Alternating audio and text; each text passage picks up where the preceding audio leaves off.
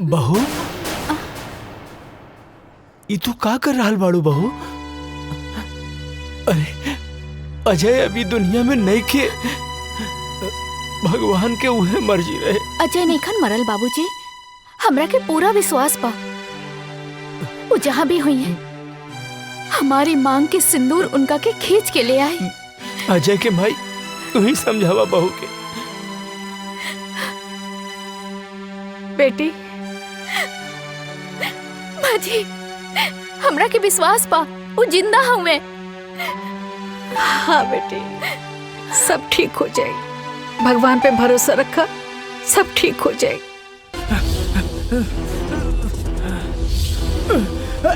जल्दी भाग।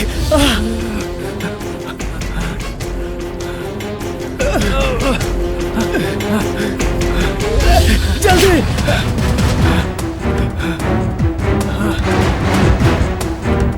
भाग, जल्दी भाग।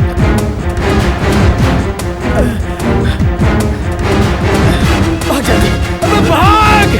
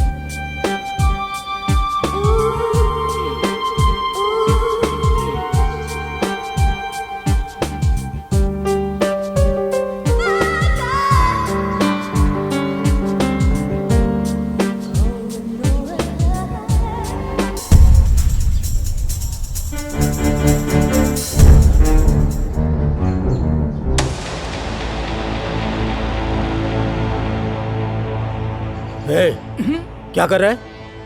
कुछ नहीं भाई। चल चल चल निकल।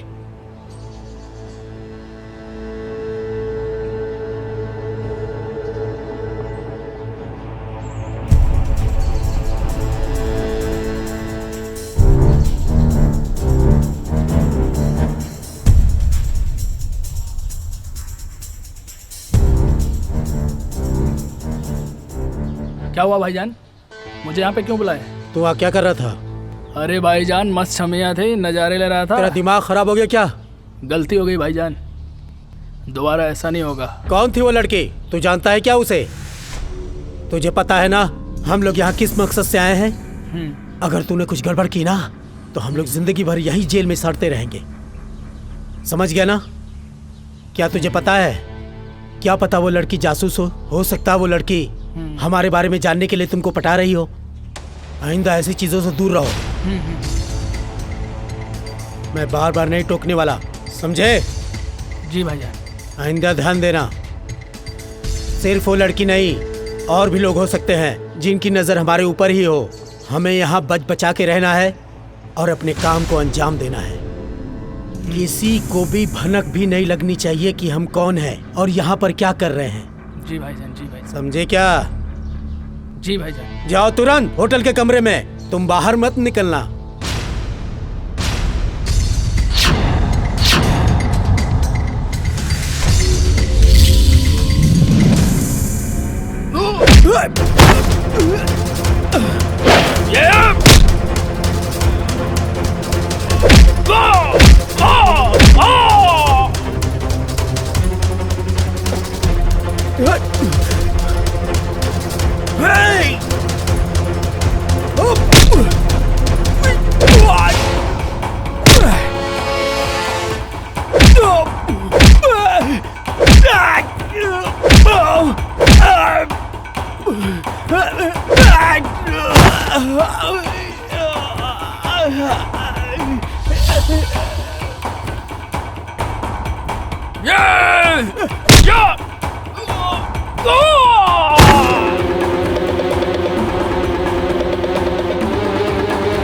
अबे भाग, ये मार देगी जान से।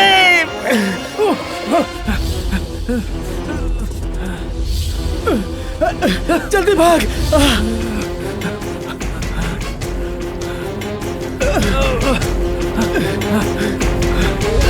जल्दी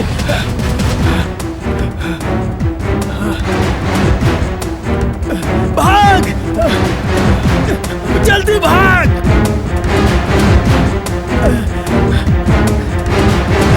भाग जल्दी, अबे भाग।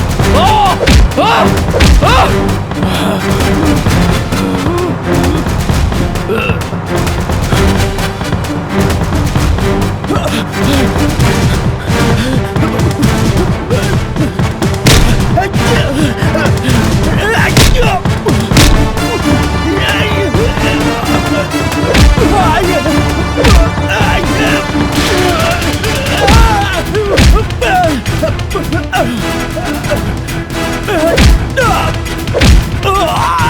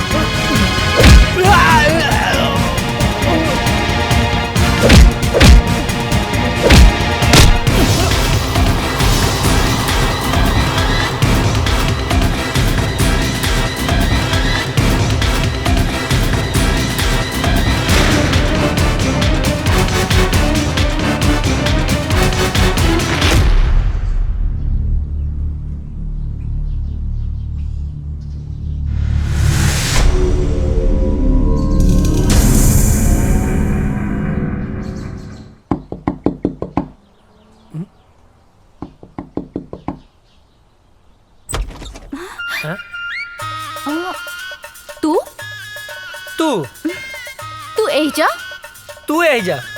अरे लेकिन ये तो वर्मा चाचा के घर है ना? हाँ, उन्हीं के घर है, वो हमार बाबूजी हमें। अच्छा ठीक बा। हे पैर पीछे ले। काहे?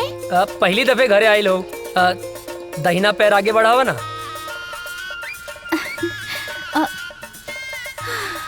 लेकिन अभी तक तो मिसेज अजय नहीं बनल। तब बन जाना, मना के कैले सा। हम तक कब से तैयार हैं। हमरा के इतना सस्ता में पटावल आसान नहीं खे। तो दहेज दे के ले आए, बाकी लायम जरूर। यही घर में गांठ बांध ला। अरे अजय बेटा के बाबूजी ये आपसे ना मिले आयल बाड़ी। अरे तो तू एहिजा का खड़ा बाड़ा, अंदर आवा बेटा। अरे काजल बेटी प्रणाम चाचा जी। खुश रहा खुश रहा। अरे भीतर आवा। ना ना ना, उ तो बाबूजी आपके घरे बोलौले रहले ना। अच्छा? तो बस टाइम पे आ जाई, उहे बतावे खातिर आइल रहनी। हाँ ठीक बा, आ जाए भब। चल तनी, प्रणाम। खुश रहा। अरे रुका बेटी। हाँ अरे बुड़बक्के बाड़े का? हाँ बाबूजी। का कहले? अरे ना बाबूजी। हाँ हाँ ठीक बा, जाओ काजल के घरे छोड़ के आवा, जाओ। हाँ। चला। डरते तो हम अपने बाप से हैं। बाप ने परमिशन दे दिया तो क्या कहना। बैठा। चला। ये बच्चा मतीन कहाँ बैठल बाड़ू? जवान हो गई लू, जवान मतीन बैठा ना। ठीक से तो बैठल बानी। जवान हो गई लू, फीलिंग नहीं किया आवत का। ए तार ढेर ना होता का? लेके चले के बता, लेके चला ना तो हम जाता नहीं। ए देवता रिसिया मत यार, बैठा। हमार मतलब है कि ऐसे बैठा कि हमरो मजा आवे और गियर भी बदल जाए। ठीक बा, चला। Thank you.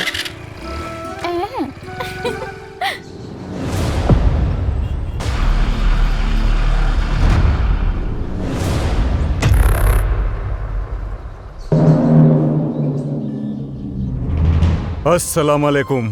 वालेकुम अस्सलाम। क्या खबर है? सारी तैयारियां हो चुकी हैं जनाब। इस बार हम लोग चूकेंगे नहीं, बस आपके हुक्म की देरी है। हमारे सारे जवान तैयार हैं हिंदुस्तान के सैनिकों का सर धड़ से अलग करने के लिए। आमीन। जी जनाब। कोई गलती नहीं होनी चाहिए। जैसा आपका हुक्म, बस आपके हुक्म का इंतजार है हमें। ध्यान देना, इस बार मिशन में कोई खलल नहीं होनी चाहिए। जी जनाब। ऐसा कहर मचाओ कि हिंदुस्तानियों का रोम रोम कांप उठे। जी जनाब। धमाका ऐसा हो कि हिंदुस्तानियों की आने वाली 7 पीढ़ियां थर्रा उठें। उनकी हदें उनको याद दिलाओ। जी जनाब। और जाओ मुनव्वर खान को भी ये इत्तला कर दो ताकि वो सारी तैयारियां शुरू कर सके। जाओ। जनाब, आपका हुक्म सर आंखों में।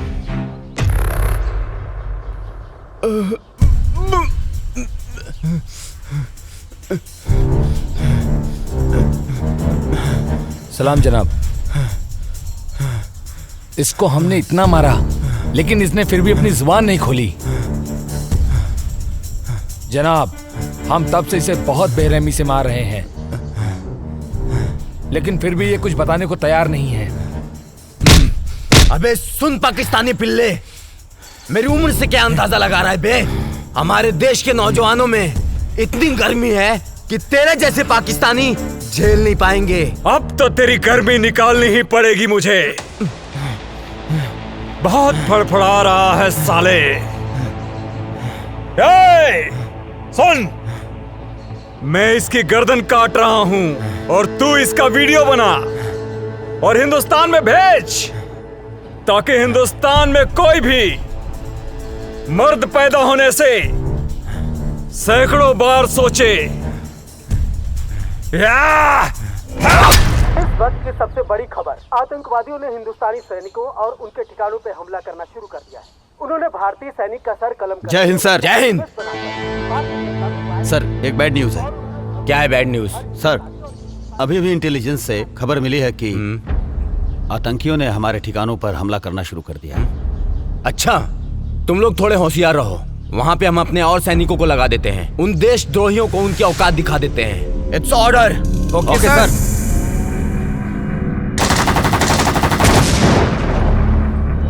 इस वक्त का सबसे ताजा खबर, आतंकवादियों ने हिंदुस्तानी सैनिकों और उनके ठिकानों पर हमला करना शुरू कर दिया है। उन्होंने एक भारतीय सैनिक का सर कलम करके उसका एमएमएस बनाकर भारतीय जनता में वायरल कर दिया है और उन्होंने धमकी दी है कि हर हिंदुस्तानी और हिंदुस्तानी सैनिक का यही हाल करेंगे जब तक उन्हें उनका पूरा हक नहीं मिल जाता।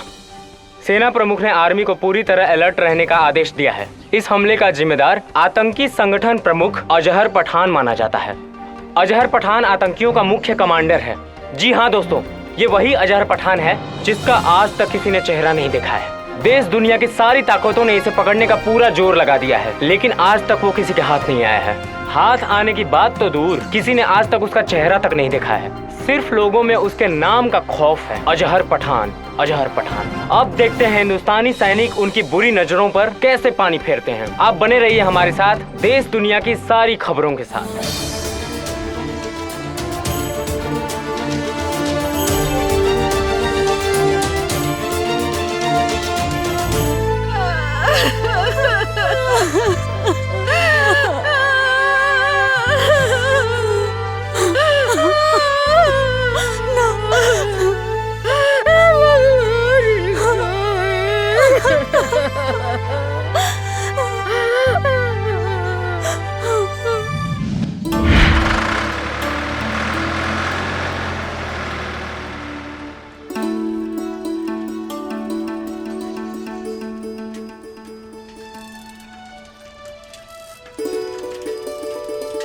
गुड मॉर्निंग भैया। Good morning. ये साइकिल किस लिए? आप आगे आगे दौड़ेंगे, हम पीछे पीछे फॉलो करेंगे। अच्छा, ये साइकिल दीजिए तो। पर साइकिल का है। अरे दीजिए। दीजिए।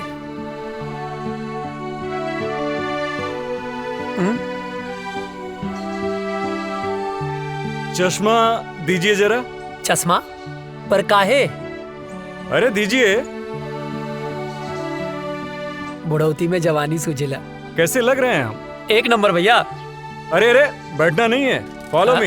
ये भैया का ऑर्डर नहीं है, फौज का ऑर्डर है।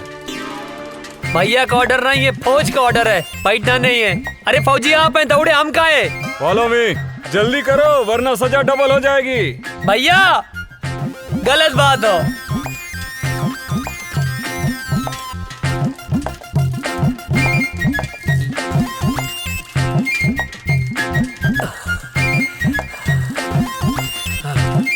हम न दौड़ब ना, जा आगे, हम थक गए नहीं। दौड़ो उठ के। तू ही जा, हम ना जा। अरे उठ जा, क्या पता कब देश को तेरे जैसे जवान की जरूरत पड़ जाए। हमके देश के काम ना आवे क्यों, तू ही काम आवा। अरे पगले, शरीर में फुर्ती रहेगी, ताकत रहेगी तो कभी भी किसी भी समय किसी को भी झाड़ सकता है। गांव में हमसे केहू ना भिड़ेला, जे भिड़ेला पटक के चाप देला। हाँ। अच्छा ठीक है, उठ जा भाई। आओ बैठो, बेवकूफ कहीं का। लो चश्मा अपना दी। चल बैठ। हमार भैया।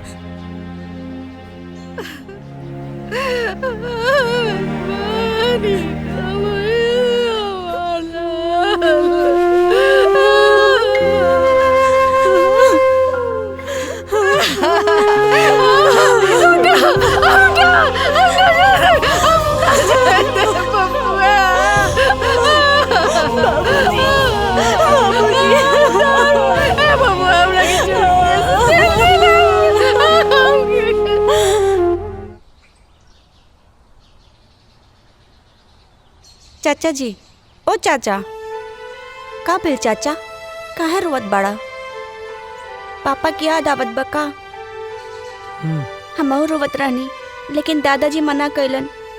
कहले हाँ कि पापा देश के दुश्मन से लड़े गए बाड़े। लेकिन चाचा, गांव वाले कहले हाँ कि पापा लौट के कबो ना आई हैं। का ई बात सच है? ना मुन्ना, पापा जरूर आई हैं, जरूर आई हैं। चल बेटा। हे भगवान, हमरा पीछे काहे उठा लेला? हमरा पीछे का खेले रही?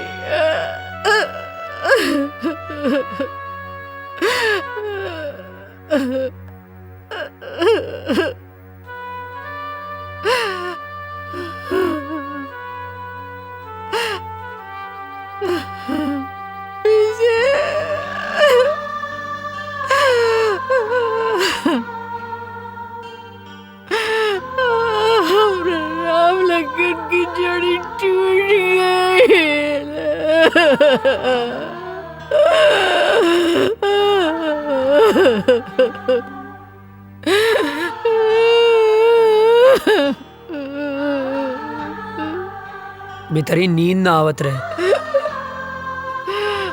तारा गोद में सो जाए। ये सब का हो गेल बबुआ, ये सब का हो गेल।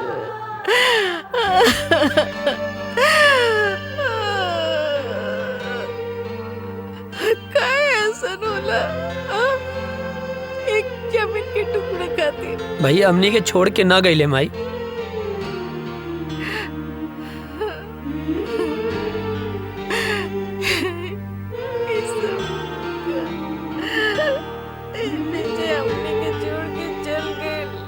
ना, ना माई, भैया हमनी के छोड़ के ना गईले, वो तो हमनी के दिल में बाड़े।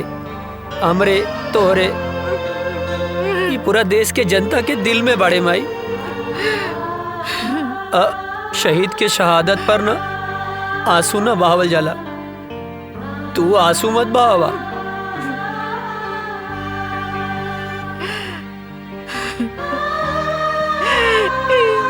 सब काय होला? काय होला? जमीन के चंद टुकड़ों खाती एक दूसरे को जान लेलस।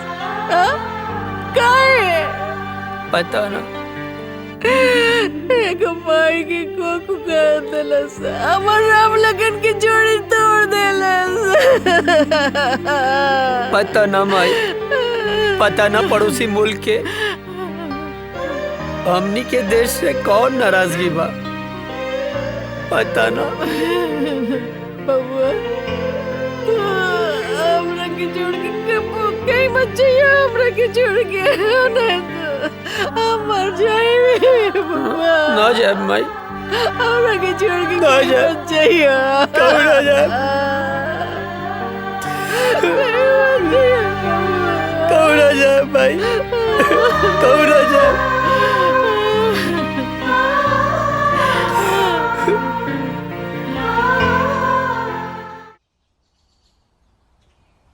केहू बा चिट्ठी आयल हो, केहू बा चिट्ठी आयल हो। चिट्ठी आयल हो। हाँ आवतानी।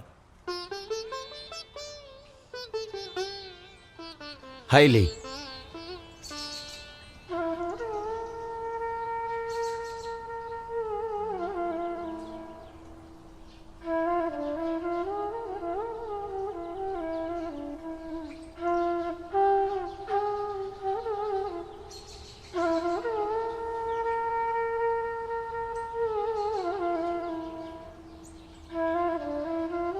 ना ना, चूल्हा भाड़ में गई सरकारी नौकरी। हाँ? एक बेटा तो शहीद हो गई, दूसरा बेटा के हम शहीद ना होके के देव। सरकार अपन नौकरी अपन पास रखी, कह देता नहीं। हाँ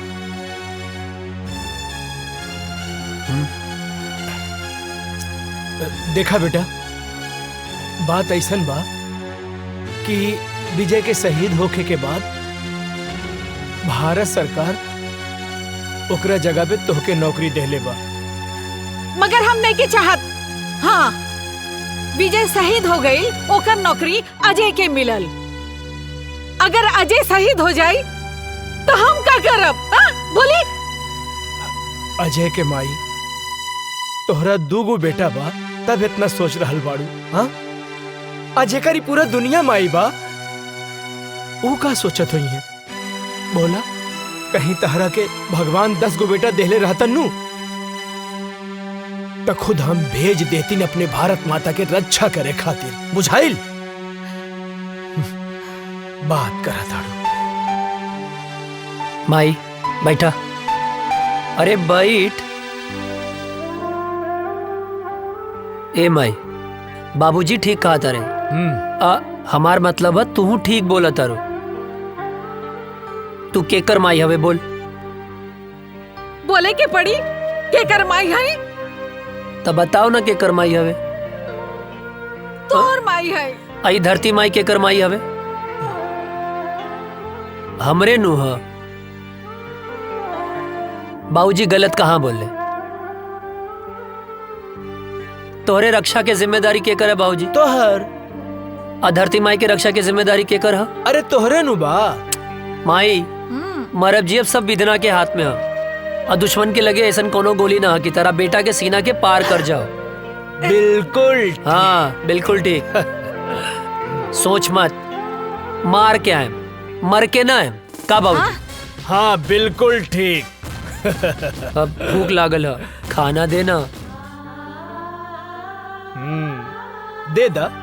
देता नहीं। चलना।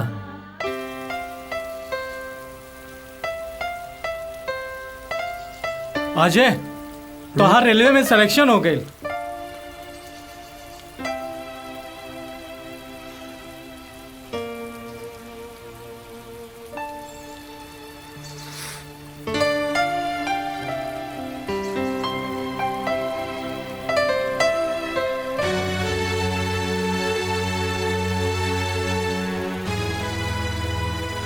अब एकर कोनो मतलब ना, हम फौजी बनब। अरे ये तो बहुत अच्छा फैसला कैला। हाँ। लेकिन अजय, तू इतना उदास काहे हुआ?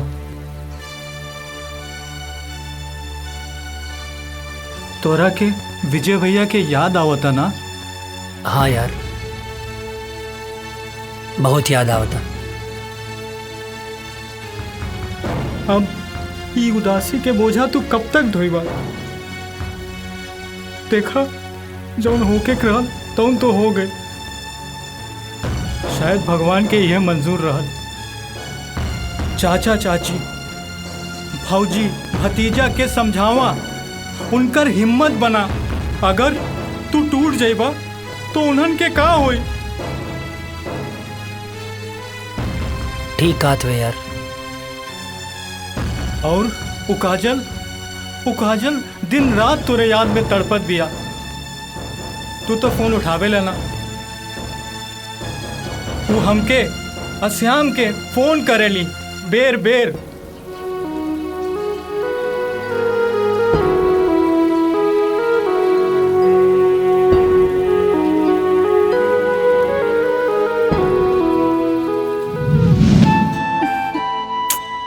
पता ना कहाँ रह गई ले। आवे तो बतावा तनी। काजल आ गई नहीं? आहा, बहुत बड़ एहसान कर दिया ला आके। मतलब ई कि हम पूरा 2 घंटा 20 मिनट से तार इंतजार कर रहल बानी। बात तो सही कहा तारू। का बात तो सही कहा तारू? हाँ, लेफ्ट राइट करके तो हमार प्यार दुखे लागल। पिराए लागल होई ना? हाँ, बहुत ज्यादा पिराता। और पता ना कहाँ कहाँ पिराता। कहाँ पिराता? यहाँ यहाँ और यहाँ। अरे यहाँ पिराता। एजा का देखा तेरा? यहाँ देखा। अब का बताएं? देख रहे हैं, बड़ी फुर्सत से खुदा ने तुम्हें बनाया है। हाय, इतना हसीन मिट्टी कहाँ से लाया है? लाया नहीं है, मंच चॉकलेट खाया है। हमें भी खिलाओ ना। लखाना। अरे जा।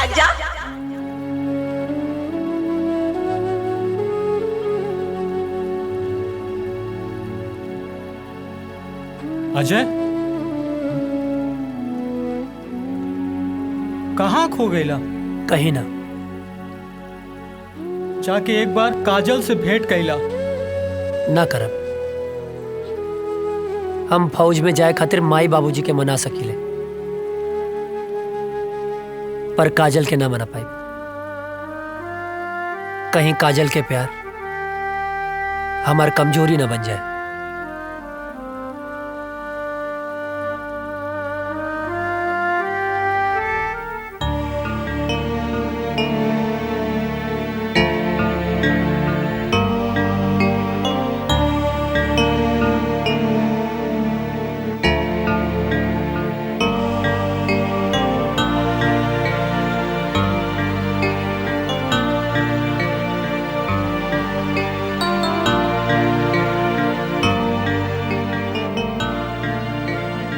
बबुआ, एक बार विचार कर ला। हम माई है ना। हाँ, हम अपन मन के ना समझा पाता नहीं। विजय के सदमा तो हम बर्दाश्त कर लेनी, लेकिन तो के कुछ हो जाए तो हम ना बर्दाश्त कर सकब। तो के तक खुश होके के चाहिए माई, हमके देश के सेवा करे के मौका मिले बा। अब ऐसे ताक के ना हमके ब्लैकमेल मत करा, खुशी खुशी भेज ना यार।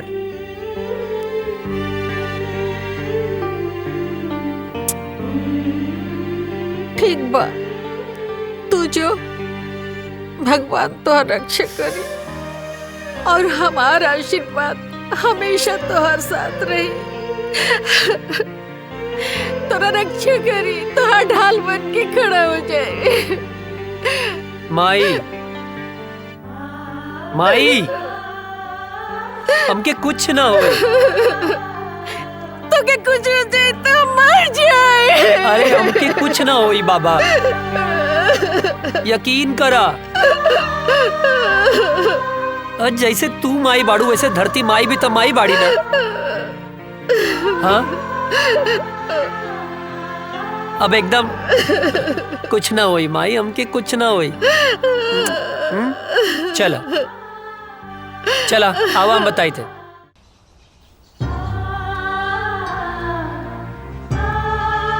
चला खुश रहें बाबू।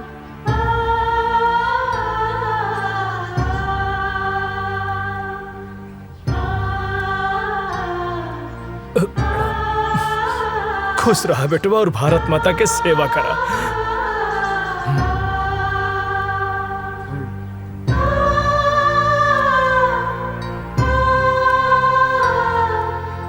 माई,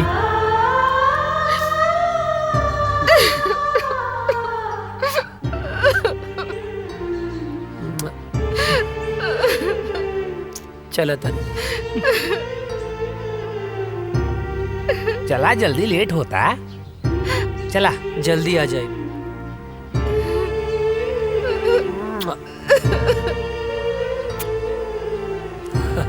चला श्याम, चला। चाचू, जय हिंद। जय हिंद।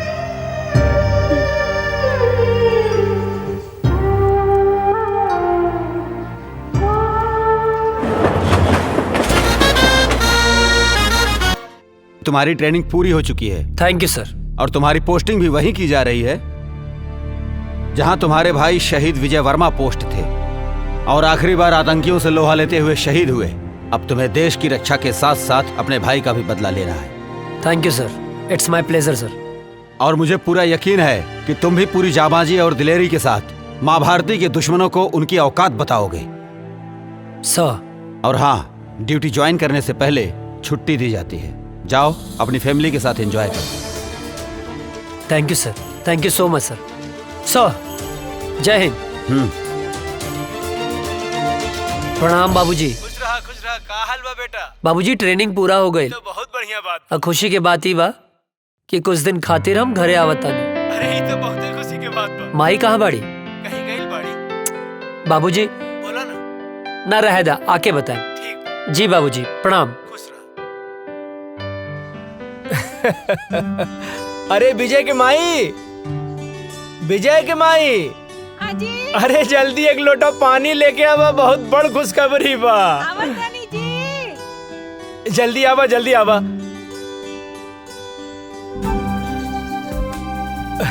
अरे लावा लावा।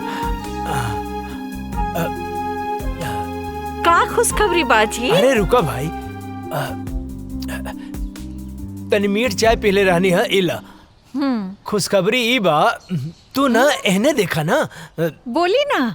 हमारा अजय के ट्रेनिंग खत्म हो गई और काले वहाँ से आ रहल बा। भगवान, ये तो बहुत ही अच्छा खबर बाजी। बानू, अब तू जा, अब बढ़िया बढ़िया हमरा बेटा खातिर आज से बनावे के तैयारी कर दा, खाए खातिर जा। तनी हमहू खाए, सुन लो। देखा कितना खुश हो गई।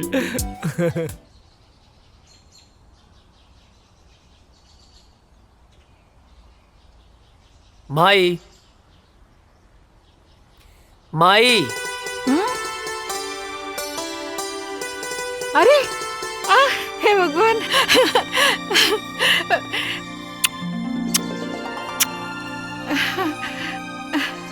अरे अरे ये का एकदम सुखा कैसे गेल बड़ा? वहाँ कोनो प्रॉब्लम रहेगा? हाँ माई, बहुत बड़ प्रॉब्लम रहे। कहा? जॉन पराठवा तू हमरा खातिर भेजत रहलू ना, वो हमार दुष्ट सूबेदार रस्तवे में खा लेत रहे। हट बदमाश। अरे हमार शेर बेटा आ गइल, वाह। अरे अजय के माई, खुश रहा खुश रहा। हाँ बेटा हमार शेर आ गइल। अजय के माई। हाँ जी। चीता के जाने लू? वो का होला? वो होला सबसे दूबर। हाँ? बाकी एक बात सुन ला, सबसे आगे उहे रहेला, जैसे कि हमार बेटा। चाचा हमारा खातिर का ले लह? तोहरे लिए। श्याम, हाँ दे। इला। अरे भाई हम पाकिस्तानी ना, ही सब पाकिस्तानी लोग का का दाय करिए कर हा। पप्पी। अभी ना इधर। यार भी। हाय शाबाश। इले। कितना सा? ताहू तो इतना सा बाड़े। जब बड़ हो जाइबे ऐसन वर्दी पा जाई, त तोहरो के बड़गन मिल जाई। का बाबूजी? एकदम बिल्कुल ठीक। जा खेला। जब बना गाँव के शेर तू। और बाबूजी आप ठीक बानी ना? हाँ। अरे यार, राजा दशरथ और कौशल्या माता और राम की मिलाप हो गई है, तब तो चल के कुछ काम काज कर लिहल जाओ भाई साहब। ई का बगत रहे छोटन? हाँ? चाचा कुछ काम है ना, जो यार अजय। का अरे काम? आप काहे मारत अरे रहा? चाची कुछ जरूरी। पर आज कौन काम है? हाँ मैं इधर आता नहीं, हमारा कैसा मालूम बा कि तू इधर आता रहा, तोरा कैसा मालूम बा? हाँ का मत ढेर बोला मत। हाँ, हम कहते चला चला चला। रुक जा। अरे भाई चला। ड्रेस चेंज तक कर ले ना। अरे चाचा जी अरे रे रे जब पता ना कौन काम रहे रे? कौन काम?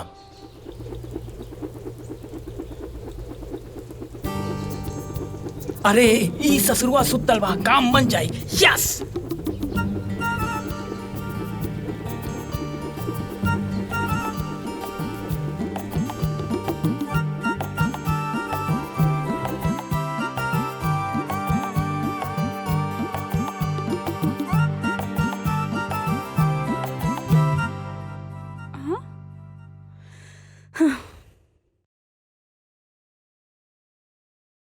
हे भगवान, कितना अच्छा सा झाड़ू लगावत हनी, फिर भी पता नहीं कहाँ से कागज आ जाता।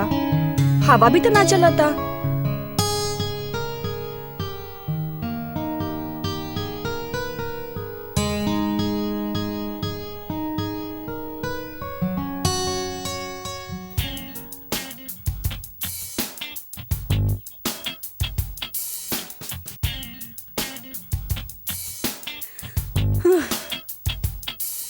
ई कहाँ से आ जाता? ई कुल तो साफ कर दिले रहनी अच्छे से।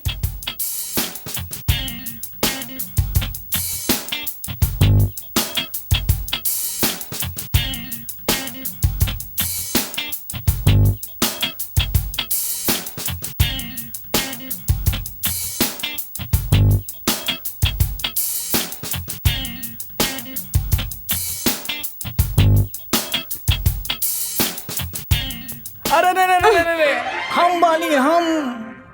तू काहे हमारे घर में चोर खाने घुस गइल बाड़ा? चोरी से? अरे हम तो सीना जोरी से आयल बानी हो, तो हाल बाबूजी से हाथ मांगे आयल बानी।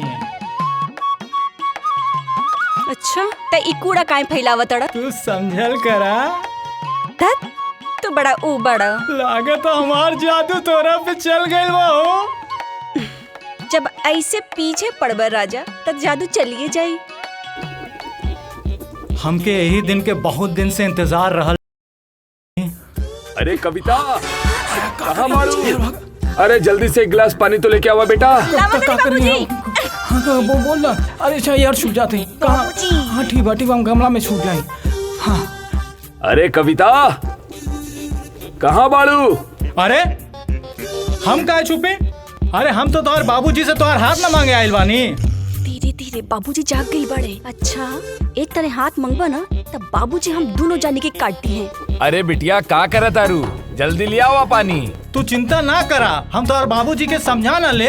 हाँ अच्छा बाबूजी के समझा ले बा। अरे बात के समझो। एगो आदमी ना घर में घुस आइल रहे और बाबूजी ओकरा के ना मार मार के आज वो टूटल टांग लेके बाजारे में भीख मांगता। का बात करा तू? हाँ। टूटल टांग? अरे हम भीख ना मांगा। सुना हमके कहीं छुपा देना। कहीं छुपा दे। हे भगवान बचा लिया हमको, कुछ नहीं करा हम। हे भगवान। अरे बेटा कविता कहाँ रह गईलू? इली बाबूजी आगे नहीं। का बिटिया काहे इतना देर लगा देलू पानी लावे में? अरे बाबूजी गिलास धोवत रहनी है। अरे बाप रे, इतना सुंदर लड़की के ऐसा राक्षस ऐसा बाप। हे भगवान बचा लिया। अरे हम 100 किलो के लड्डू चढ़ा दे, प्लीज हमके बचा लिया। हमारे हाथ पैर टूटे वाला बा। हम भगवान हम कबो पीछा नहीं करब। भगवान बचा लाना। हम जिंदा हमके बचा ला भगवान बचा ला।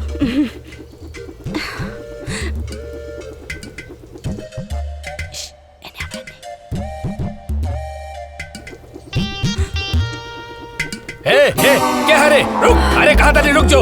अरे कहाँ भागा था रुक। अरे कहाँ तानी रुक जो। अरे के बड़ा। अरे कहाँ चल भाग के रुक जो। बाप रे पकड़ ले रुक जो। कहाँ भाग? अरे तोर इतना हिम्मत? हाँ हमारा घर में घुस गई ले। तोर इतना हिम्मत? हमके माफ कर दे। चल तोहरा क्या भैया हम तो से का कहत रही ना। हमके दांते कटलस। हे भगवान कल्याण के रक्षा करी हो, आपका करी। रुका, कहाँ भाग के जाइबा तू? रुक जो, हम तोहरा के छोड़म ना। कहाँ भाग के जाइबे? रुक, अब बताओ तानी।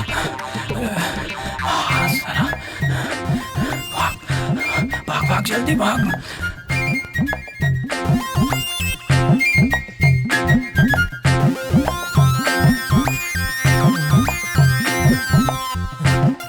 लगता भाग गए।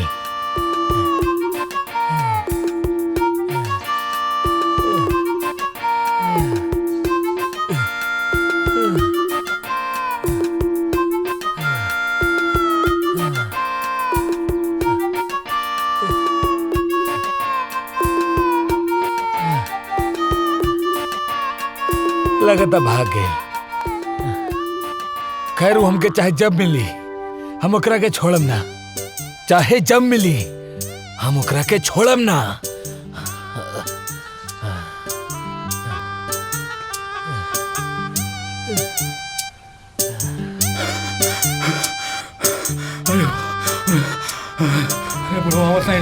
अरे अरे रुक बे। कहाँ थे बे तुम? तुम्हारे चक्कर में हम सारा गांव घूम लिए बे। अरे राम कहानी बाद में बताए, पहले घर चलो। पहले बताओ कहाँ थे बे, नहीं तो चढ़ा देंगे। अरे यार चला ना यार। चवन्नी मुस्की। अरे यार चल ना यार। इन्हें से काहे निकले बे? तो यार चल बे यार यहाँ से। चल आया बताओ बच गई ली। जय हो भगवान। आज छोड़ दिए बे, आगे नहीं छोड़ेंगे। पसीना छुड़ा। ओ गोरे गलिया वाली से, तिरछी अखियां वाली से नैना चार हो गइल। का बताई तो से यरवा रे। मार खाने से बच गए बेटा आज तुम, वरना लात जूता मुंह का हाथ सब पड़ जाता। गोरे गलिया वाली से, तिरछी अखियां वाली से नैना चार हो गइल। का बताई है का भाई? पर भइल का रह रे? का करत रहली हम? अरे उस सब हम बाद में बताई। सरऊ मुहूर्त देख के बताइबा। हाँ अरे बट ये सब तो बतिया अच्छा नहीं लगेला। अरे पलिया से बचाएंगे वक्त। का बताई तो से यरवा रे, हमारा प्यार हो गए। तो बताओ ना मारत काहे बाड़े? चुप कर, खाना खाइबे? हाँ। ए माई, दू जगह खाना लेके आओ, हमरे साथे बुक्कड़ भी आइल बा। के कल्याण? हाँ। फेमस हो गई ले बे। अच्छा। हाँ, हाथ धो ले।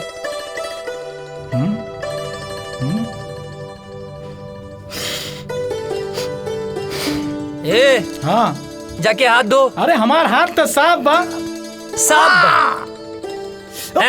सलून के पानी कितना दिन में बदले ले? जबले कीड़ा ना पड़ेला। अबे गंदा हो रहा। जाके हाथ धो। जाता ही।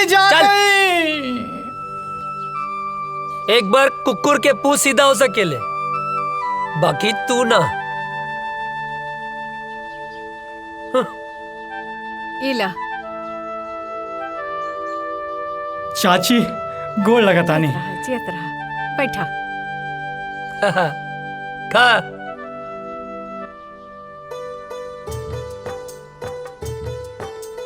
ए चाची, हम तो ठीक बानी, बाकी हमार बड़की भौजी कहाँ बानी? माई के गैलवाड़ी। हाँ, यही से तो खाना हमके पकावे के पड़ा था। तनी अजय के समझावा, जल्दी से ब्याह कर ले। हमरो के हाथ पटावे वाली चाहिए ना। वो नैहर गईली, छुटकी बहू आ जाई तो हमार साथे हाथ पटाई ना। हाँ, और नहीं तो का। और वैसे भी बुढ़ापा में काम कहाँ पावेला। ढेर ना होता। नहीं, बहाव के रोक, गति के धीमा कर। हाँ। ओकरा के काहे धमकावा ताड़े? हाँ, हम सब बुझी ले। अरे हमार माई, यार ड्यूटी और ब्यूटी, नौकरी मिलते ही ब्याह कर ले। नौकरी मिलते ब्याह कर ले। हर चीज के एगो टाइम होला। अरे तो हम कवन बुढ़ाता नहीं। हाँ, कहाँ बुढ़ाता मैं? आई, चुप कर। माँ, आज ये तोर बाबूजी से हम बात करत नहीं, तोर ब्याह खत्म। माई, चुप। खाना खो, हम पानी लेके आवता नहीं। सब तोरे वजह से भइल बा। अरे बढ़िया तो बा। अरे फौजी बनने से पहले फौजी मिल जाए। अरे सराउ, जिंदगी गर्द मत करा। अरे तब प्यार से बोलना। बहाव के रोक, गति के धीमा कर।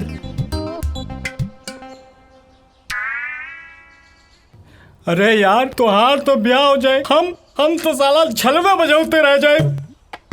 सुन, तू चिंता मत कर। तू जिंदगी भर अस्तूरा न चलेबे। ये कुकुर मुत्ता नियन शकल मत बनाओ। तोरा जान के का नाम? सामान? अरे तोर प्राण रे। कविता। अगर हमार कविता के और पढ़ लेलस ना तो हम जान दे दे। तोर जान इतना सस्ता हो? कविता के अब तो से बियाह हम कराई। हमू देखा तानी के बीच में आवता। नफरत और जंग में सब जायज होला। नहीं, जायज होला। खाना खा।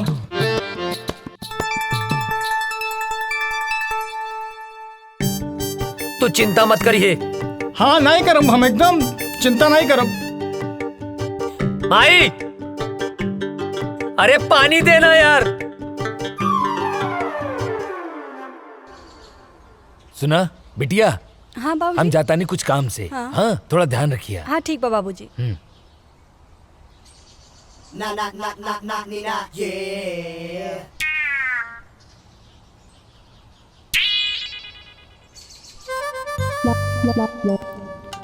हमके कविता से मिलले बहुत दिन हो गई बा। आज जाके कविता से मिलब। हाँ, बढ़िया मौका बा, जाता नहीं।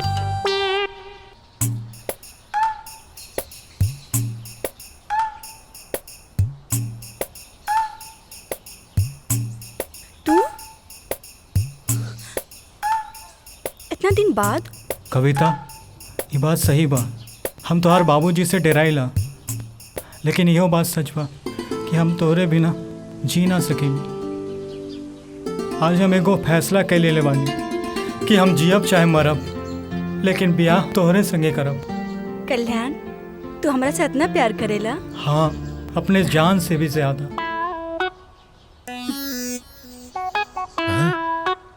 तोहरा के जान ही देवे के पड़ी।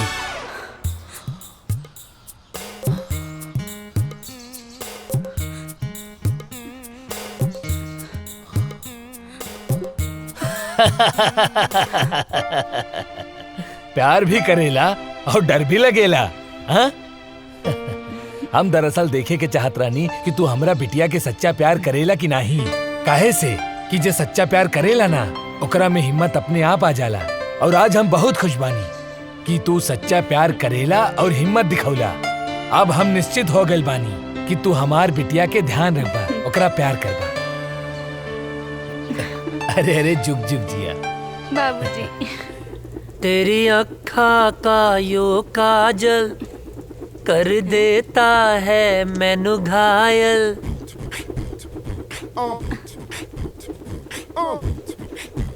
कहा रे, हेने आओ। छोटा पटाखा बड़ा धमाका। हाँ? भाग यहाँ से, भाग। अरे बबुआ, जेकरा खातिर इतना फीट फाट होत बड़ा ना, तारा बाबूजी ओकरा बाबूजी से मिलके बात पक्का करे खातिर गैल पड़े। हाँ? सच्ची माई? हम जाना तानी तोहार जान कहाँ अटकल बा।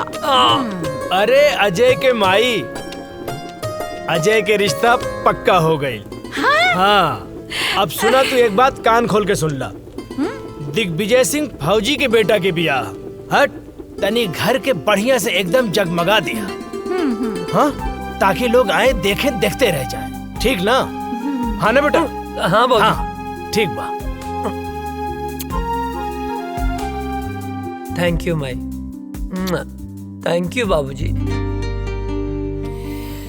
तेरी अखा का यो काजल कर देता है मैनू पागल। नर नर नर नर नर।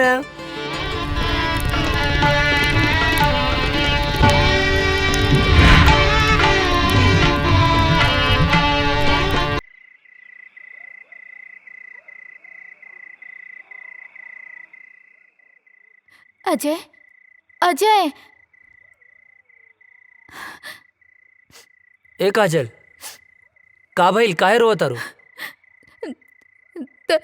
तारा के लेवे खातिर कुछ जवान लोग आइल बड़े। वो काहे बदे? वो लोग कहते रे कि ऊपर से ऑर्डर बा, तारा के जाए के पड़ी। ए पगली, एहर देखा।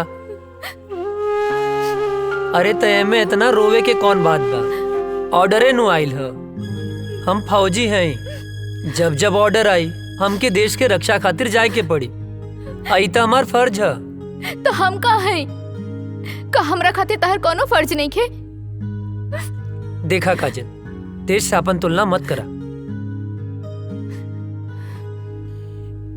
एक जवान के लिए पहला फर्ज होकर यह रहेला कि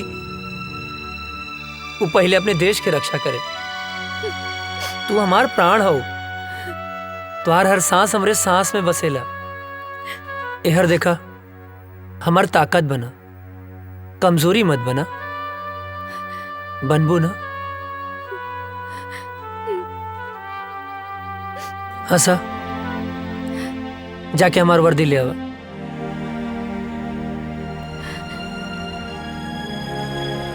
पगली कहीं के। हाँ मिश्रा। सॉरी अजय, हेडक्वार्टर से इमरजेंसी मैसेज आई बा, आज ही निकले के बा। ठीक है। का ठीक बा?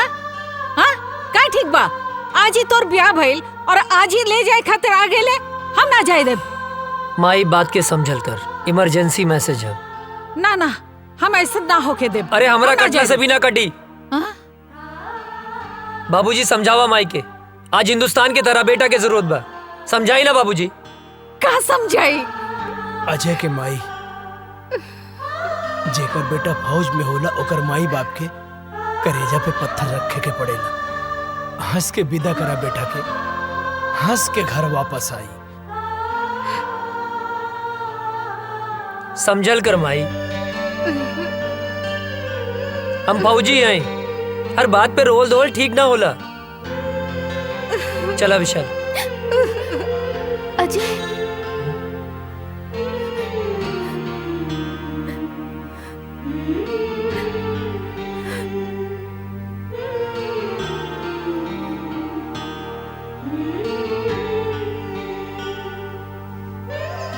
जल्दी आए। अपन ख्याल रखिए। तो माई रोआ मत, माई बाबूजी के ख्याल रखिए।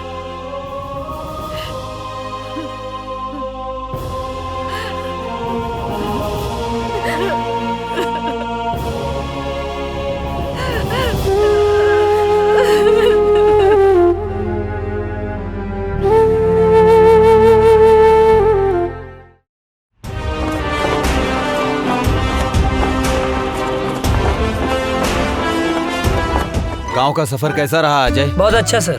माँ और बाबूजी सब ठीक हैं? एकदम बढ़िया सर। चलो ठीक है, साइन करो और आज से ड्यूटी ज्वाइन सर।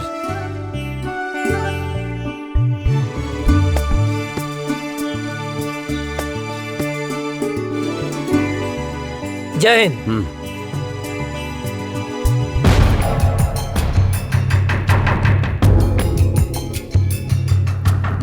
डाउन।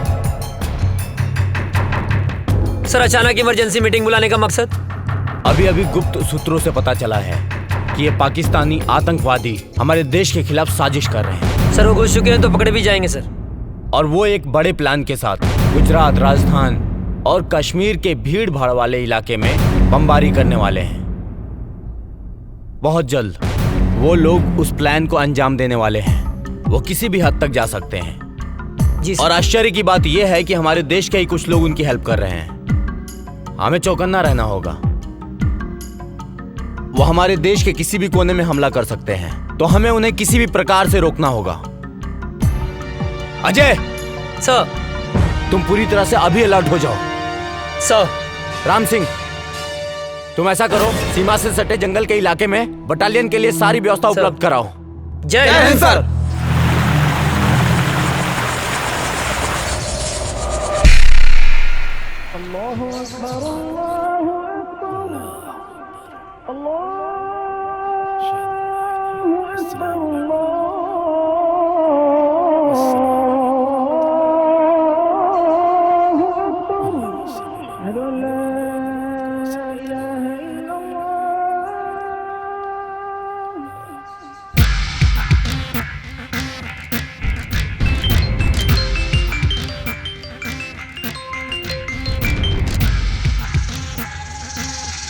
जी बॉस, हुक्म कीजिए। धारा 370 खत्म होने से हमारे सिपाहियों के इरादे कमजोर तो नहीं हो रहे हैं? नहीं बॉस, हमारे इरादे तो और भी पुख्ता हो गए हैं। वाह। कश्मीर हमारा था, हमारा है, हमारा ही रहेगा। इंशाअल्लाह। इंशाअल्लाह। आगाज तो उन्होंने किया था, खत्म हम करेंगे। बहुत खूब, आमीन।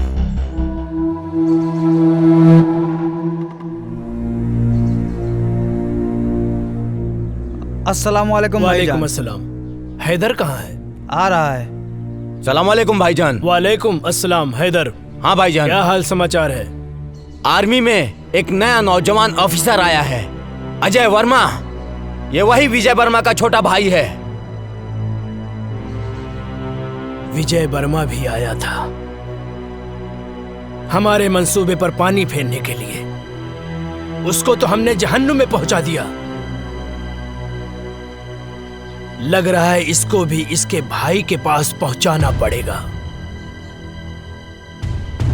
अरे हम लोगों का तो बस एक ही मिशन है, कश्मीर की आजादी और पूरे हिंदुस्तान की बर्बादी। और इन हिंदुस्तानियों को हमारी ताकत का एहसास होना चाहिए। कश्मीर पाकिस्तान का पाक हिस्सा था जो हमसे धोखे से छीन लिया। हमारे शरीर में खून नहीं, बारूद है, बारूद। जो हमसे टकराएगा उसके चिथड़े चिथड़े उड़ जाएंगे। हमारे जीने का मकसद है कश्मीर की आजादी। नारे तकबीर, अल्लाहू अकबर, नारे तकबीर, अल्लाहू अकबर, नारे तकबीर, अल्लाहू अकबर।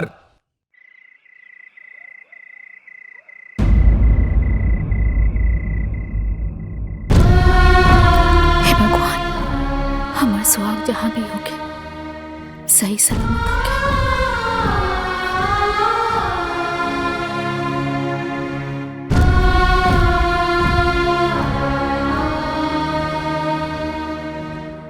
हे देवी मैया, हमारे बेटा की हिम्मत और हौसला दी। दुश्मनों के इरादे और मजबूत होते जा रहे हैं और अभी पता चला है पाकिस्तान के कुछ आतंकवादी हमारे देश में घुसने की कोशिश कर रहे हैं। हमारी सुरक्षा एजेंसियों द्वारा पता चला है कि कल परसों तक वो हमारी सीमा के अंदर होंगे। उनकी प्लानिंग हमारे यहां बम ब्लास्ट करने की है। 5 जन, जो लोग हमारी सीमा में जंगल के रास्ते घुसने वाले हैं, वो हमारे देश के किसी भी कोने में बम ब्लास्ट कर सकते हैं। उनके इरादे और उनकी हिम्मत तो देखो। अभी भी इतना कुछ होने के बावजूद पाकिस्तानी आतंकवादी यहां आके हमारे देश में आतंक मचाना चाहते हैं, और वो भी एक बड़े प्लान के साथ। हमें इनके सहारे उस इंसान तक पहुंचना है जो इस खेल का मास्टरमाइंड है। उसे जिंदा पकड़ना होगा ताकि वो किसके कहने पे, किसके इशारे पे ये सब कर रहे हैं। इसलिए इस मौके को हमें हाथ से नहीं निकलने देना है। अगर हम लोग इस बार कामयाब हो गए तो जीत हमारी पक्की है। सर, आर यू रेडी? सर। गाइस, मिली जानकारी के अनुसार दुश्मन अपना मूड बना चुका है, कभी भी हमला कर सकता है। वो अलर्ट रहना जरूरी है। दीपक। यस सर, हम लोग भी पूरे तैयार हैं सर। सारी तैयारी हो चुकी है। दुश्मन बाल भी बाका नहीं कर सकता सर। गुड। गांव की मिट्टी के खुशबू के छोड़ के आइल बनी, यहाँ दुश्मन के धूल चटावे। रिलैक्स, आओ बैठ। तेरे गांव के बाद से गांव की याद आ गई।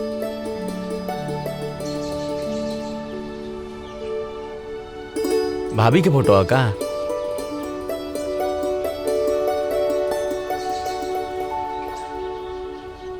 हमरे सुकून के फोटो। सर सर सर, कहाँ खो गई नी? अपना सुकून के लगे, अपना गांव में। रिक्वेस्ट बा सर एगो। का बोला? हमके गाँव में जाए के बा सर। अच्छा ना? लइका भइल बा सर। ओह, बधाई हो। थैंक यू सर। सर, बड़े साहब से कह के थोड़ा छुट्टी दिलवा दी ना। छुट्टी मिल जाए तो की छुट्टी। खुश? मुनव्वर, अब बॉर्डर क्रॉस करने का वक्त आ गया है। हिंदुस्तान की सीमा में घुसने के बाद के सारे इंतजाम हो चुके हैं। बस तुम्हें बॉर्डर क्रॉस करते वक्त सावधानी बरतनी होगी। चारों तरफ हिंदुस्तानी सैनिक गश्त करते रहेंगे, बहुत संभल कर चलना होगा। हिंदुस्तान में हमारे लोग तुम्हारा इंतजार कर रहे हैं, बस तुम्हारे वहां पहुंचने की देरी है। मुझे तुम पर पूरा भरोसा है। तुम वहां पहुंचने के बाद अपने काम को अंजाम जरूर दोगे। इस बार हम काफिरों को सबक सिखा कर रहेंगे।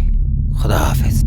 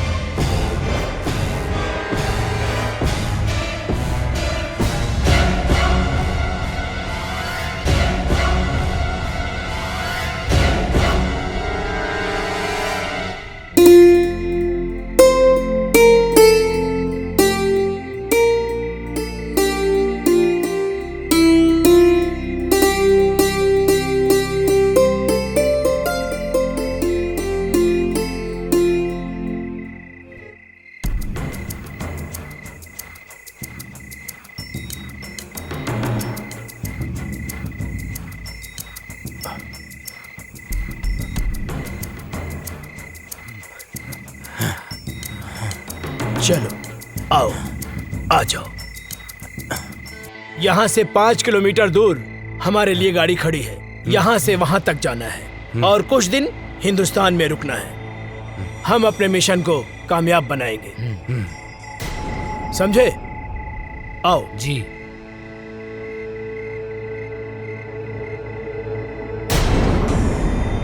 इस तरफ से आ जाओ।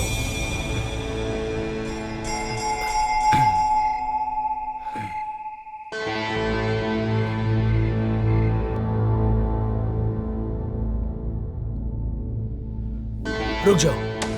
अब यहां से ना 500 मीटर दूर हिंदुस्तान की सीमा शुरू हो रही है। हमारी सीमा यहीं खत्म होती है और वहां पे हमारे लोग हैं। वहां जाने के बाद हम अपने लोगों के साथ मिल जाएंगे। आप लोगों को संभल कर चलना है, धीरे से, ठीक है? चलो, एकदम सबको चौकन्ना रहना है क्योंकि यहाँ पर सैनिक गश्त हमेशा करते हैं। जी जनाब। सबकी नजरों से बचते बचते हमें आराम से धीरे धीरे चलना है, ठीक है? अब चलो।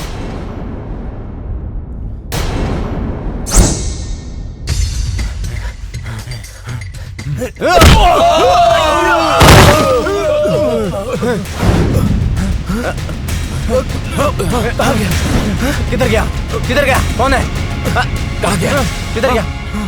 चलो। जी जनाब।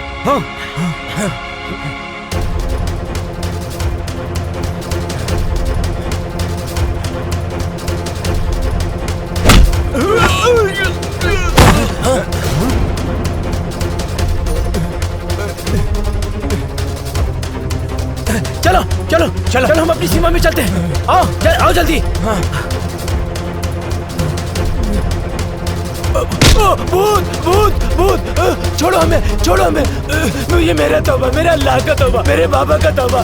तू छोड़ दे मुझे, मैं कभी हिंदुस्तान में नहीं आऊंगा। अरे फौजी!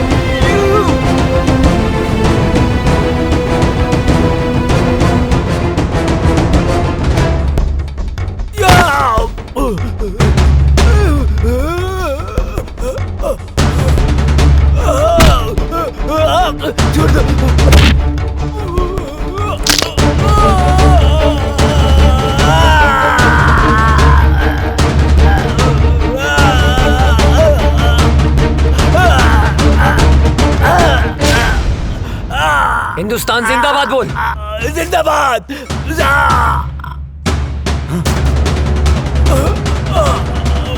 ना तुम लोगों का ईमान है, ना तुम लोगों का धर्म।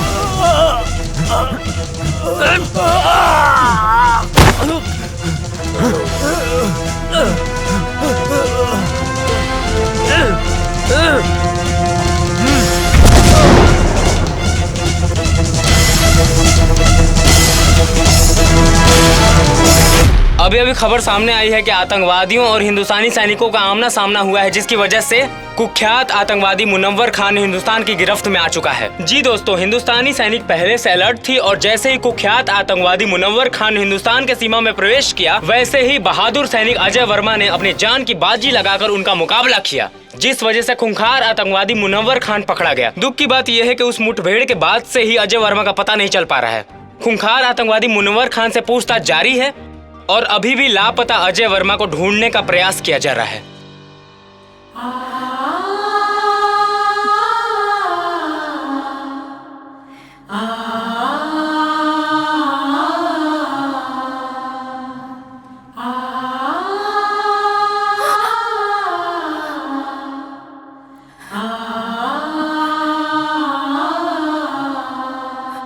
हे भगवान, हम सुहाग की रक्षा करिए। एक दिल दहला देने वाली खबर सामने आई है, अजय वर्मा शहीद हो चुके हैं। जी हाँ, सेना प्रमुख के द्वारा बयान जारी किया गया है कि मुनव्वर खान के साथ मुठभेड़ में ब्लास्ट हुआ था, जिसके बाद से ही अजय वर्मा का कोई पता नहीं चल पा रहा है। ब्लास्ट की जगह से कुछ सामान बरामद हुए हैं, जो सामान अजय वर्मा का बताया जा रहा है। इसी से अनुमान लगाया जा रहा है कि अजय वर्मा शहीद हो चुके हैं। इससे पहले आतंकवादियों के द्वारा मुठभेड़ में अजय वर्मा के बड़े भाई भी शहीद हो चुके थे। अजय वर्मा को ढूंढने की बहुत कोशिश की गई, लेकिन कुछ पता नहीं चल पा रहा है। ब्लास्ट वाली जगह से अजय वर्मा के कुछ सामान मिले हैं, जिससे ये अनुमान लगाया जा रहा है कि अजय वर्मा शहीद हो चुके हैं। आप लोगों को एक जानकारी और दे दूं, कुछ ही दिन पहले आतंकवादियों के द्वारा हुए हमले में अजय वर्मा के बड़े भाई शहीद हो चुके थे। अब अजय वर्मा की इस खबर से पूरा देश शोक में डूबा हुआ है। सोचिए, अजय वर्मा के माँ बाप के दिल पे क्या बीत रहा होगा, जिनके दोनों जवान बेटे देश की रक्षा करते करते शहीद हो चुके हैं।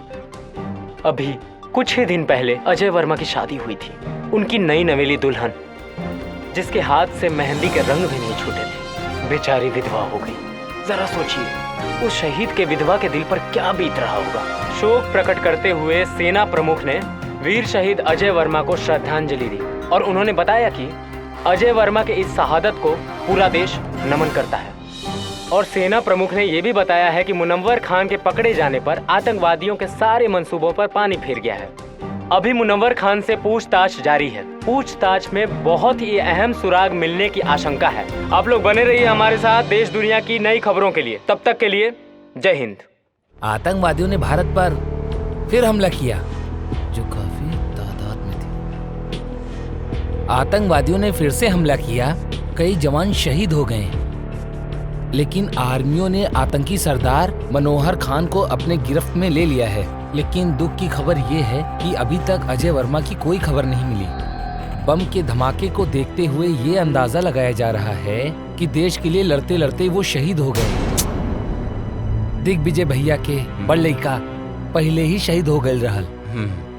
अजय ही रहल परिवार के आधार, वो शहीद हो गई। अब उनके परिवार पे का बीती। दिग्विजय भैया के दिल पे पहाड़ टूट गई। मिल गई शांति, मिल गई शांति ना। हम पहले मना करत रहनी कि हमरा बेटवा के ना भेजी, मगर हमार केहू बात मानी तब ना।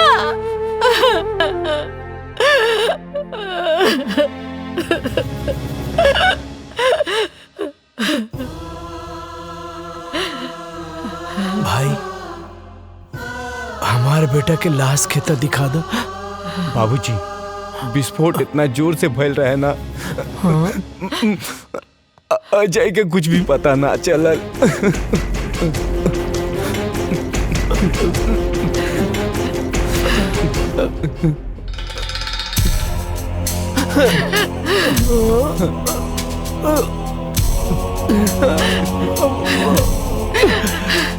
मिल गई शांति, मिल गई ना। हमार बस के आखिरी दिया बुझ गई। माई, का भइल? इतना काहे रोता रू? हाँ? और ये फोटो पर माला? हाँ? बहू, हमार बेटा अजय देश के खातिर शहीद हो गए। ना बाबूजी, ना। ये का कहा तनी आप? हाँ? ऐसा नहीं क्यों हो सकत? हाँ? माई, देखा, तू रोआ मत। हाँ, अजय जिंदा हवन। तू काहे रोत बाड़ू? हाँ? अरे, तोहर माता फिर गइल बा का? हाँ? अपन जिंदा बेटा के शोक मनावत तारू? हाँ? कहा तानी कि जिंदा बाड़े? हाँ? देखा, हमारा अजय के धड़कन सिर्फ हम महसूस कर सकता नहीं। हाँ? हमरा के इनका धड़कन महसूस हो रहा बा। नहीं मान सकत, अजय जिंदा हुवन। बहुत हिम्मत बता रहा मैं, लेकिन अब हमार दोस्त अजय जिंदा नहीं खन, शहीद हो गए बाड़े। शर्म नहीं आवत? हाँ? एगो फौजी होके एगो जिंदा फौजी के शहीद बोला तारा? शहीद हो गई ले? हाँ? ना, वो शहीद नहीं हो सकत। कोनो दुश्मन के बम या गोली में इतना ताकत नहीं खे कि हमार सुहाग के हमरा से छीन ले। हाँ माई देखा, तू रुआ मत। हाँ देखा, तू शांत हो जा। हाँ अजय है, जिंदा हुए अजय, वो जिंदा हुए, जिंदा बड़े। हाँ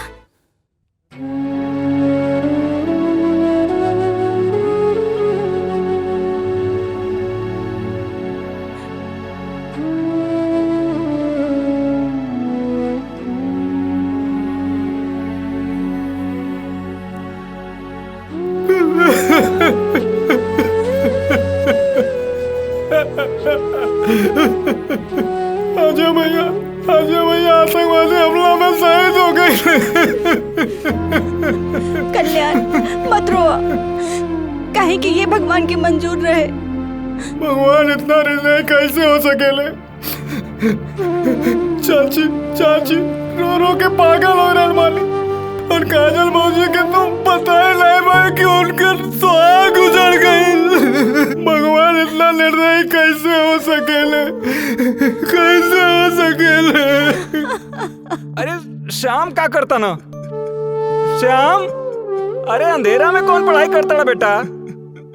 ए श्याम, अरे मचिसिया बहना काजनी कहाँ थई ले बा?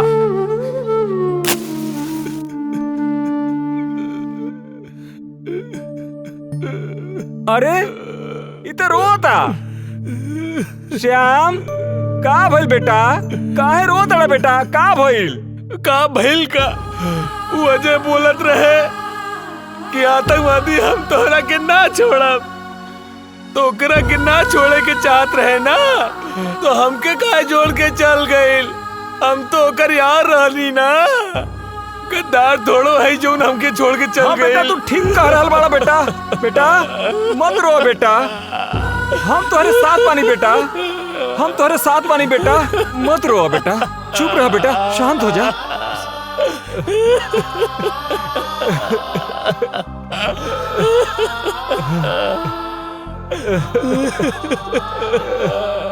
चुप हो जा बेटा, चुप हो जा बेटा, बेटा चुप हो जा बेटा, चुप रहा बेटा, चुप हो जा बेटा।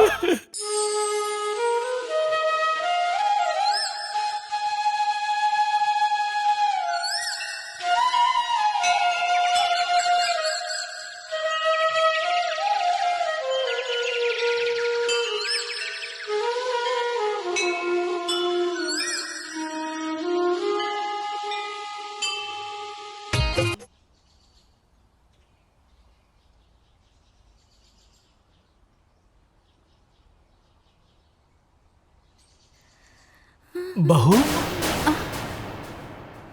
ई तू का कर रहा बाड़ू बहू? अरे अजय अभी दुनिया में नहीं खे, भगवान के उहे मर्जी रहे। अजय नईखन मरल बाबूजी, हमरा के पूरा विश्वास बा। वो जहाँ भी हुई है, हमारी मांग के सिंदूर उनका के खींच के ले आई। अजय के भाई तू ही समझावा बहू के। बेटी माजी, हमरा के विश्वास पा, वो जिंदा हुए। हाँ बेटी, सब ठीक हो जाएगी, भगवान पे भरोसा रखा, सब ठीक हो जाएगी। रउआ बिल्कुल ठीक कहा तानी। देखी, रउआ जैसन उचित समझी वैसन करी, हमरा कौनो एतराज नहीं के। चला काजल। कहाँ? बिटिया अभी तहार उम्र ही का बा, ये पहाड़ जैसी जिंदगी कैसे कटबू तू? यही से हम फैसला कैले बानी कि हम तोहार दूसर बियाह करब। सुना बहू, बाबूजी के कहल तू मान ला। अभी तो बहुत जिंदगी पड़ल बा। आखिर बहू अकेले तू कब तक रहबू? कब तक?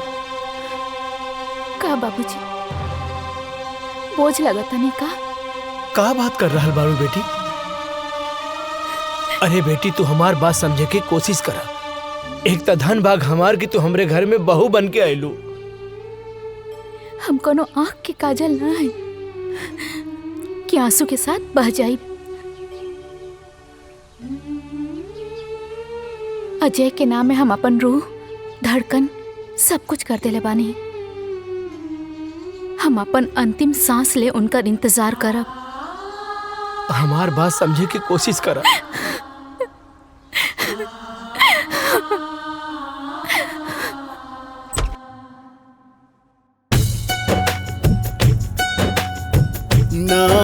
मुनव्वर खान, सच सच बता, बता कौन है तेरा बॉस और कहां कहां तुम लोग की प्लानिंग है ब्लास्ट करने की। तू ऐसे नहीं बताएगा। लगता है तुम्हें हिंदुस्तानी आर्मी का पावर दिखाना पड़ेगा।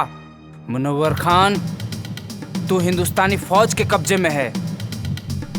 आज हिंदुस्तानी फौज तेरे साथ क्या सलूक करेगी तू सोच भी नहीं सकता है। बता सच सच, बोल तेरा बॉस कौन है? बोल बोल बोल।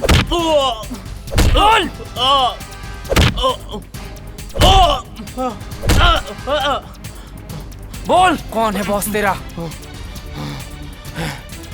ए फौजी, तू ना चाहे मेरी जान ले लेगा ना, तो अभी नहीं बता सकता मैं, समझा?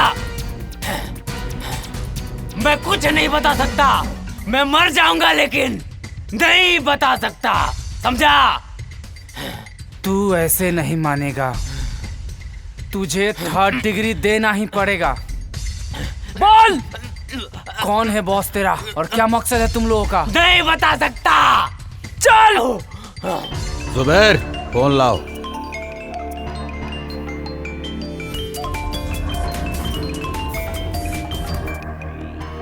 अजहर। जी जनाब। उन्होंने मुनव्वर खान को गिरफ्तार करके हमारे लोगों में और उबाल भर दिया है। जी जनाब। अब हम उन्हें उनकी औकात दिखा कर रहेंगे। उन्हें एक पल भी नहीं बख्श सकते हम। अब हमें खौलते हुए खून से नहीं, ठंडे दिमाग से काम लेना होगा। अजय वर्मा और उसका भाई हमारे ही किए हुए हमले में शहीद हुए थे। जी जनाब। दोनों भाई हिंदुस्तान और हिंदुस्तानी मीडिया के लिए हीरो हैं। अब हमें लोगों के इस इमोशन को अपना हथियार बनाकर मुनव्वर खान को छुड़ाना पड़ेगा। जी जनाब। हम उसकी माँ को किडनैप करके पाकिस्तान लाएंगे और फिर हिंदुस्तान की फौज और सरकार को जी जनाब अपनी इज्जत बचाने के लिए मुनव्वर खान को छोड़ना ही पड़ेगा, नहीं तो लोग सड़कों पर आ जाएंगे। सलाम अलैकुम।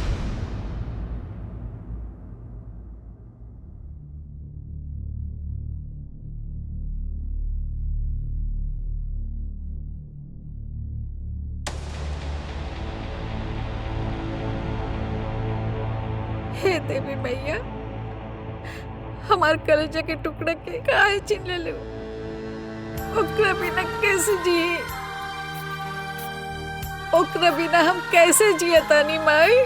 हम मर जाए, अब हम मर जाए। हाँ, हमरा लाल के साथ का कहलू? ओकरा के कुछ कैसे हो गल मैया? तू तो पूरा संसार के माता बड़ो, तू तो जाने लू। ओकरा बिना काजल कैसे रही माई? हमरा परिवार के पुकार तो तू सुन सकेलू ना माई? हाँ, तू तो जाने लो ओकरे बिना हम ना रह सकब। ओकरे के कुछ कैसे हो गए? हम मर जाए, हम ओकरे बिना ना रह सकब। हमार बच्चे के लौटा दी माई। तू तो माई बड़ू, हमो माई है। हमार दिल के टुकड़े के लौटा दी।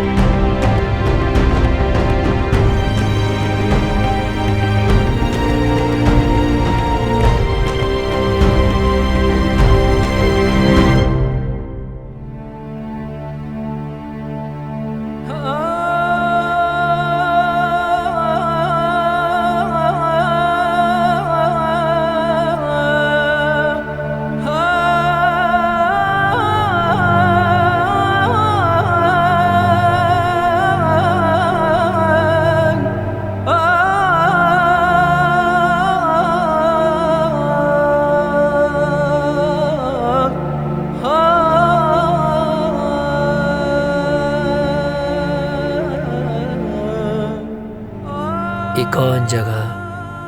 पाकिस्तान है।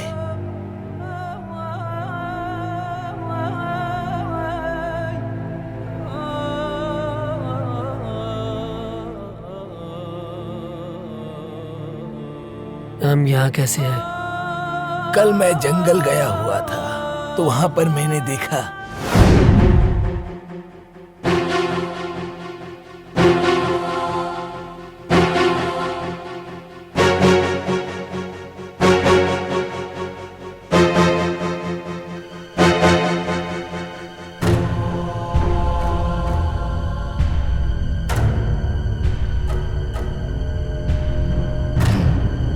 ये कौन है?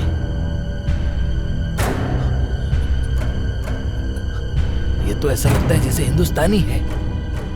ये फौजी लगता है।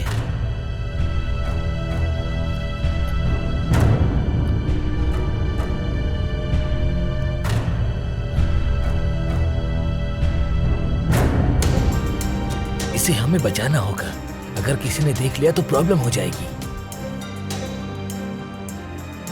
वैसे भी हिंदुस्तान पाकिस्तान एक ही तो था।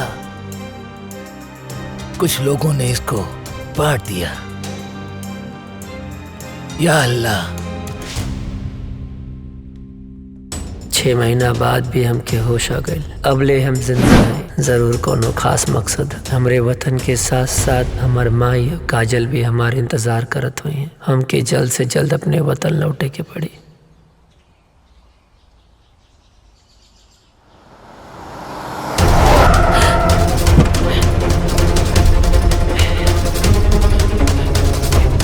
बुढ़िया चला। अरे हम चला।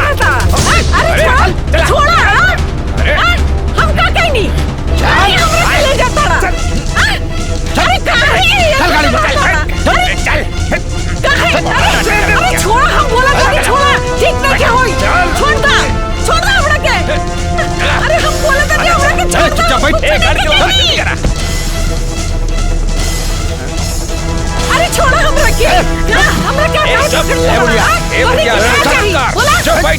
के हो? अरे बता रहे बुढ़िया। छोड़ा रे चुप कर। बेहोश करेगा। अरे क्या करेगा? चुप कर।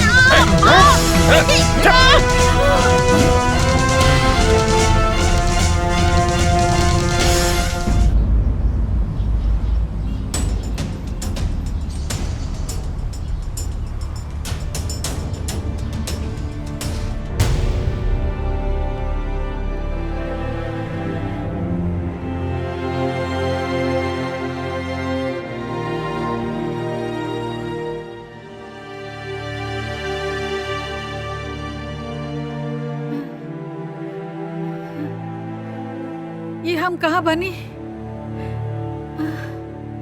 हम जब बानल काहे बनी? हाँ अरे क्यों बा? अरे हमरा के बचावा। हमरा के यहाँ से छुड़ा के ले जावा हो। हे भगवान हमरा के छुड़ावा। अरे हमरा के बचावा इन लोगन से।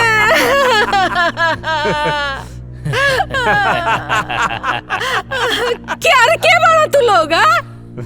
काहे क्या हमरा के यहाँ ले आल बड़ा? का कहीं बनी तोरी के? चुप बुढ़िया। बताता हूँ कि तुझे क्यों लाया हूँ यहाँ। तुम्हारे दोनों बेटों को अपने आदमियों से मरवाया था मैंने।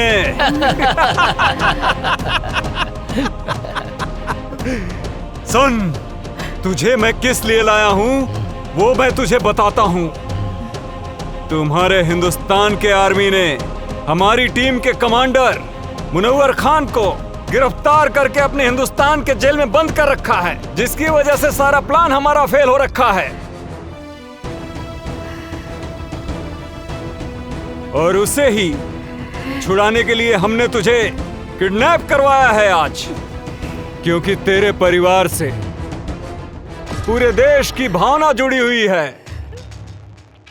ये बुढ़िया सुन, अगर 24 घंटे के अंदर अंदर मुनव्वर खान को हिंदुस्तान सरकार ने नहीं छोड़ा तो हम तुम्हारे साथ जो करेंगे ना, उसे देखकर सारे हिंदुस्तानियों की रूह कांप जाएगी। और अभी 24 घंटे होने में कुछ ही समय बाकी है।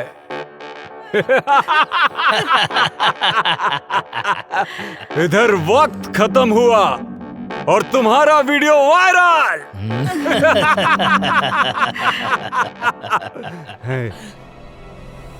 और उधर सरकार के खिलाफ जनता का विरोध, और विरोध इतना भयानक होगा कि मुनव्वर खान को हिंदुस्तान सरकार को छोड़ना ही होगा। वक्त तो अब खत्म होने वाला है। उससे पहले एक आखिरी बार हिंदुस्तान सरकार को वक्त देने दो। भगवान तू लोग के कभी ना माफ करिए। हाँ दरिंदो, हमरा के छोड़ी, हम बेकसूर बानी, हमरा के काहे पकड़ के रख ले बड़ा।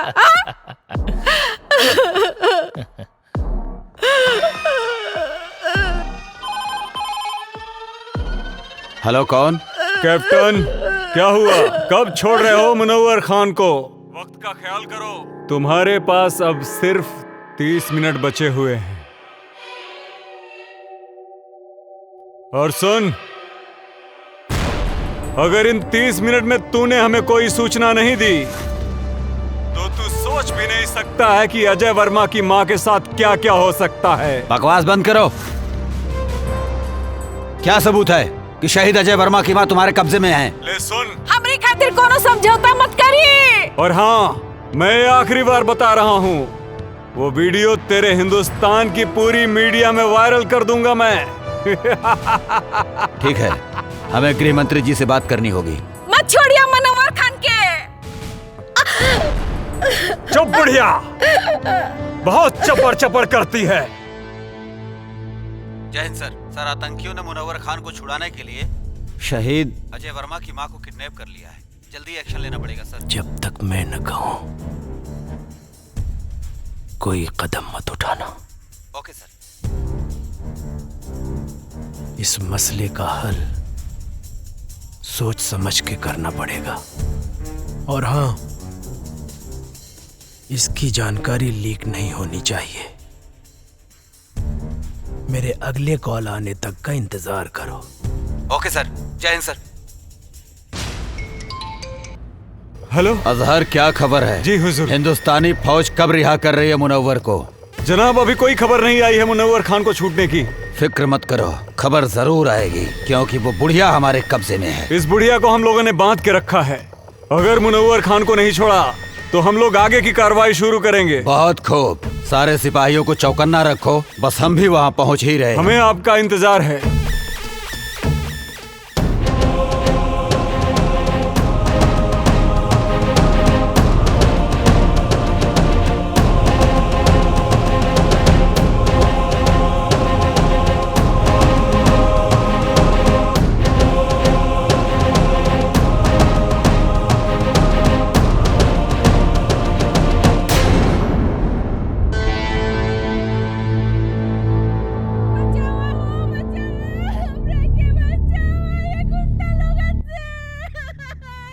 इ तो कोनो लड़की की आवाज लागत बा।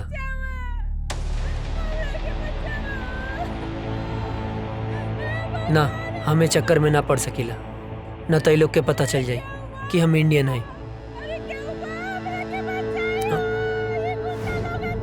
लागत है ज्यादा मुसीबत में बाड़ी। का करी भगवान?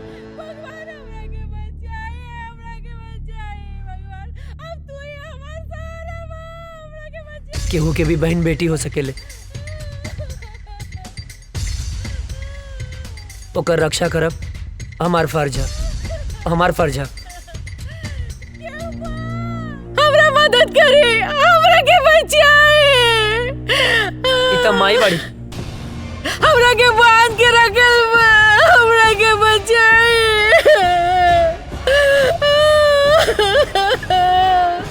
हम का करी माई है। रुक जा।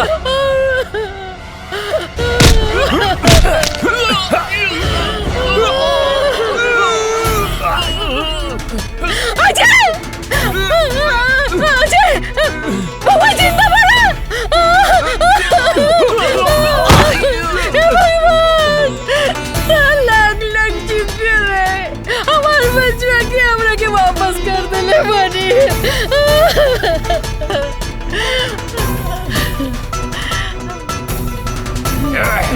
और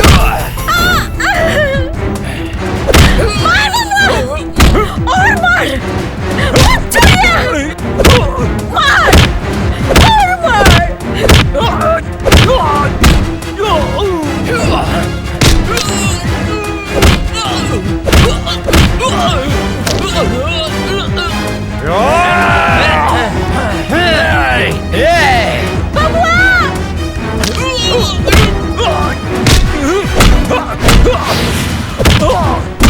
विजय के ये लोग मर ले रहे हैं बबुआ।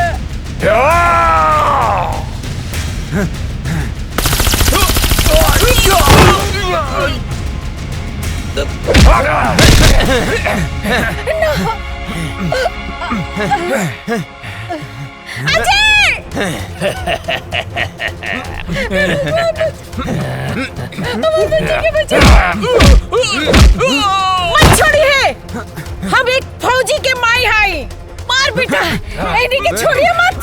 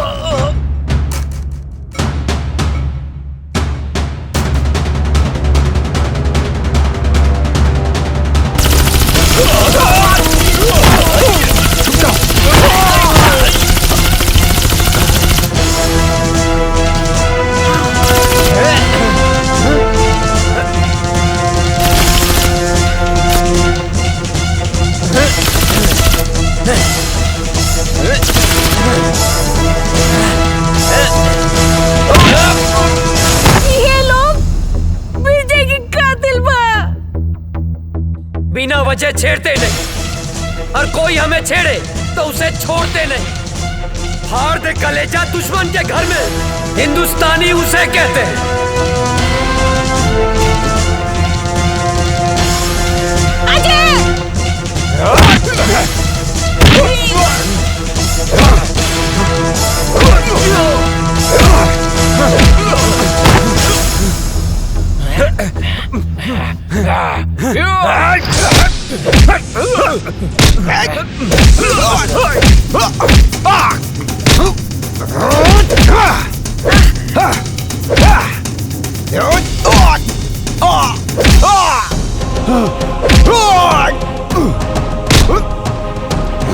जब हम तुम्हें नहीं छेड़ते तो तुम क्यों छेड़ते हो? कश्मीर क्यों नहीं छोड़ते? कश्मीर हमारा है। तुम एक मुनव्वर मारोगे तो 100 मुनव्वर पैदा होंगे। तुम एक मुनव्वर मारोगे तो लाख पैदा होंगे। लाख!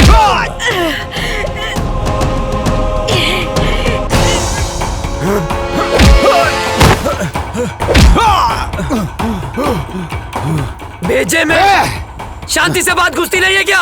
ए काफिर, तेरा भाई भी आया था यहाँ, मैंने मारा उसे, वो भी बम से उड़ा के, समझा?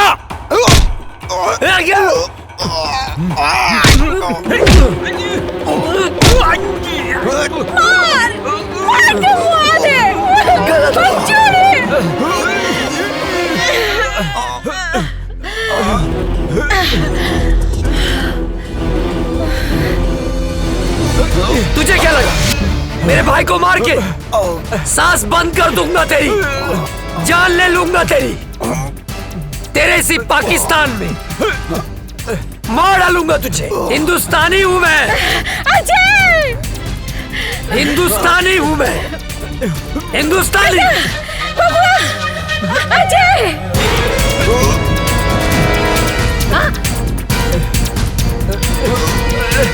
बेटा!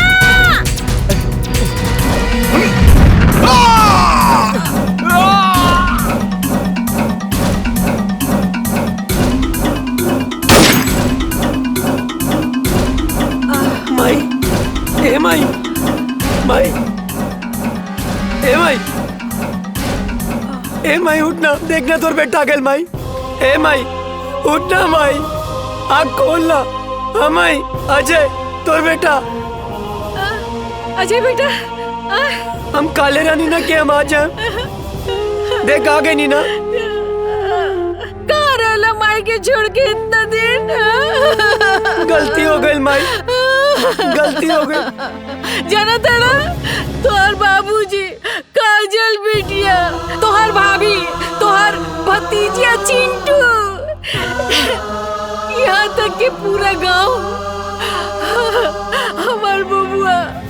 हमार बबुआ के हमारा अजय के इंतजार करत रही। बेटा तू हमनी के छोड़ के कहाँ गई? कहीं न जाए मैं।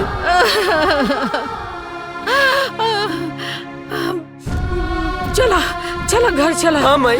काजल बिटिया तो हर इंतजार चला करत उठा। रही। जना तड़ा। मेरा भारत महान, जय हिंद, जय भारत।